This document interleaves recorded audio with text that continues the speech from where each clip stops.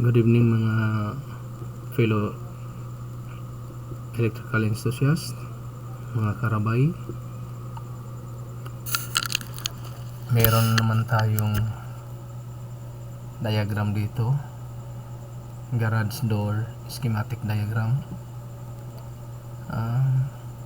Ginawa ko to dahil may nag-request sa akin na ano daw ang diagram sa garage door, yung mga roll up, mga automatic na mga doors gamit yung isang motor.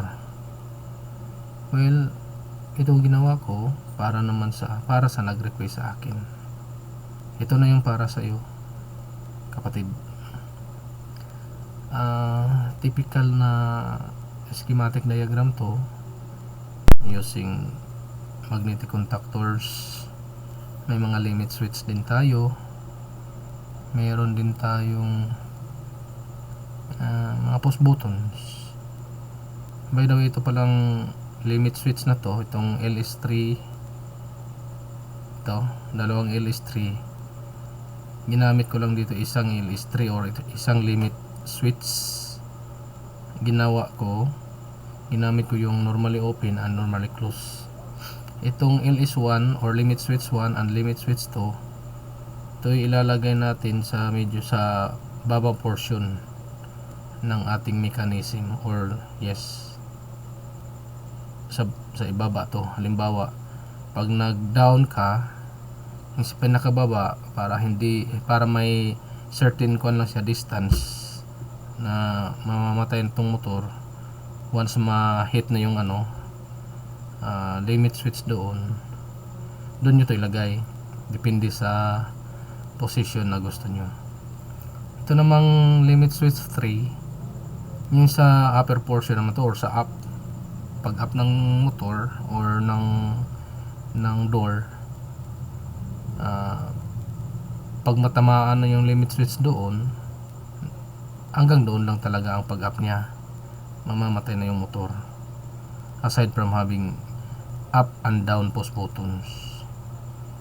Kasi nilalagyan natin to ng mga limit switch para kung sakaling hindi natin mamalayan nakasagad or nakapress lagi itong up buttons, masisira yung natin, halimbawa yung mga mechanism doon kung walang limit switch. Kung may limit switch, meron tayo kasing certain distance na hanggang doon lang talaga ang pag-open ng isang garage door. Hindi masisira yung mga mechanism natin doon pag may limit switch. Ito pala yung circuit diagram ko. Dito yung control diagrams at saka yung wiring diagrams dito, or yung power diagram. Bali forward reverse lang ito, no? Kasi itong up and down, ito yung forward reverse natin. Forward, or ito yung up, yung reverse naman ito yung down. Kaya ito yung sa power circuit natin, dalawang magnetic contactor ang gamit natin. Isa lang overload. Tapos dinala ko to sa fluid sim circuit simulator natin. Kaya lang hindi ko makita isang device dito sa fluid sim, yung itong limit switch. Wala kasing dito sa library ng fluid sim simulator, walang limit switch. Kaya naglagay lang ako ng note na maglagay ng mga limit switch sa up and down lines. Dito kasi dinodrawing lang natin, or dinodrawing ko lang to sa AutoCAD, kaya kayang-kaya natin lagyan ng limit switch. Dito wala kasing wala sa library yung limit switch. So ito na lang notes. Pagbabasihan lang dito natin dito yung sa garage, ay yung sa schematic diagram. Titingnan natin ito kung i-analyze muna natin. So meron tayong linya dito, line 1, line 2. By the way, 3 phase ang motor natin, or kung wala tayong 3 phase na motor sa bahay natin, since ito ay garage door, usually yung supply natin sa bahay is single phase, line to ground. Pwede tayong gagamit ng isang VFD or variable frequency drive para yung single phase mo na motor or yung 3 phase mo na motor mapapagana kahit single source or single phase lang ang source natin, mapapagana yung 3 phase. Otherwise, kung wala talaga kayong BFD, dapat meron kayong 3 phase supply sa bahay. Okay, advice ko lang yung gamit namin noon, bumili kami ng BFD. Halimbawa 1/2 horsepower yung motor, naglagay ako ng BFD na 0.75 kilowatt. So yun depende na sa request ng may-ari, or depende kung bibili ng may-ari ang BFD, variable frequency drive, or magpakabit siya ng 3 phase supply sa bahay nila. Pwede naman yun. Well, ito yun. Meron tayong line dito para sa control system, control diagram natin, at saka in between meron tayong push buttons na up and push button na down. So iniba ko lang yung diagram.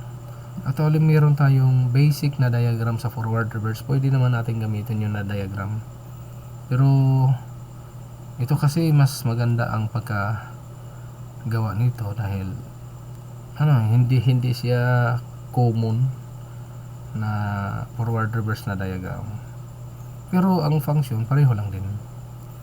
Ito merong forward, meron ding reverse or up and down. Pag press natin ang up, magbubukas yung garage door natin. So up siya, bukas. Mag-energize ang motor 1. So ang magnetic contactor 1 mag-energize for forward or up position. So ito. Then kailangan natin kung mag-forward naman tayo, by the way, meron dapat itong meron dapat itong switch sa taas. Lagyan natin dapat meron to kasi stop, kasi pag walang stop hindi natin mamamatay, hindi mamamatay itong fan supply. Lagyan muna natin.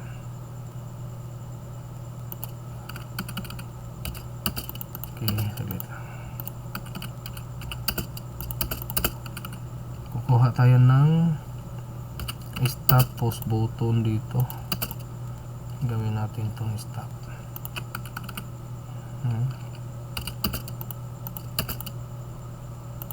Stop na yan.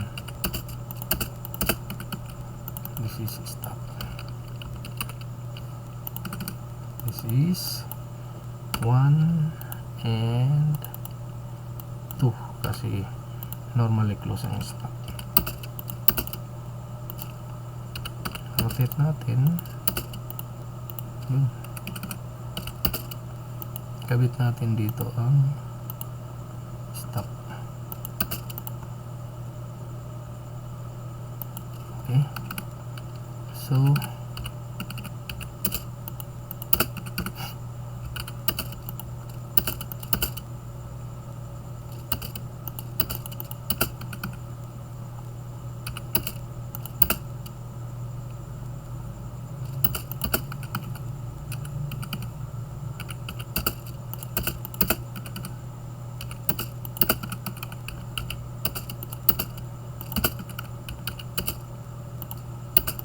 okay, meron tayong stop dito. Yan. Okay, so kabit natin ulit ito. Yan na. So meron tayong stop. Kani dapat dito yun. Lipat natin to, pagpalitin natin to.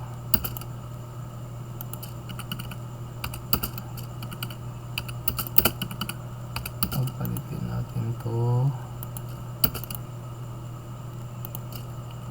Okay. Tapos ito, meron tayong control or anong tawag nito, meron tayo nitong circuit breaker. Okay. So nilagyan natin ng stop pause button para halimbawa pag naka-up tayo, pwede natin i-stop. Tapos down tayo, pwede din natin i-stop bago natin mapagana ang up. Halimbawa kung nag-up tayo ng motor, hindi natin to mapagana ang down kung hindi tayo dadaan ng stop kasi naka interlock ito. Yan, may mga interlocking yung M1 at saka M2.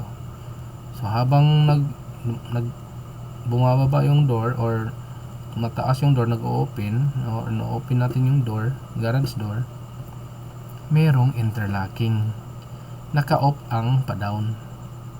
So ang gagawin mo dito, dadaan ka muna sa stop bago mo ma-press yung down.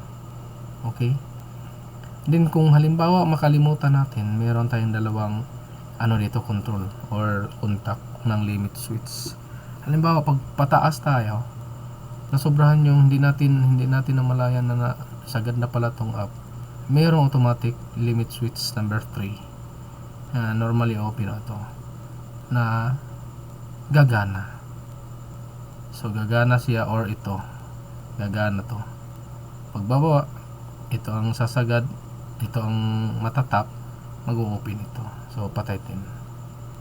Okay, kahit saan dito sila patay yung kasi naka-limit switch. Well, dito naman sa fluid sim, pagaganahin natin to kung gagana ba. As I said, wala akong nilagay ditong limit switch kasi wala sa fluid sim library. Dito lang natin makikita ang limit switch natin. Pareho din naman ang kung sakaling wala kang limit switch dito, maingat ka lang talaga sa up at saka pag down ng door mo. Or in actual, lagyan mo to ng limit switch. Dali lang. Ito, lagyan mo dito or dito, lagyan mo dito. Para sa up and down niya, may control or may limit switch. So ito pagaganahin natin. May stop tayo, may up and down, ganoon din dito paggagawa. Ang wala lang dito yung limit switch. Try natin to play natin, ha. Okay, up tayo, yun, gumana ang up. Itong pula dito, ito yung line natin or source natin or yung supply natin. Yan, sinusuplayan niya yung M1, magnetic contactor 1. Ibig sabihin nag forward or nag up ito. Pag may limit switch to, automatic mamamatay ito o nasagad na. So bago natin ma-down, testingan natin pagpindot ang down habang naka-up tayo, hindi siya gumagana. Kailangan mo munang mag-stop bago mag-down. Yan lang. Ito yung basic na garage door, garage door schematic diagram. Ito lang, pag madami pa tayong ginawa dito. So next video yung iba naman. Okay, salamat at bye bye.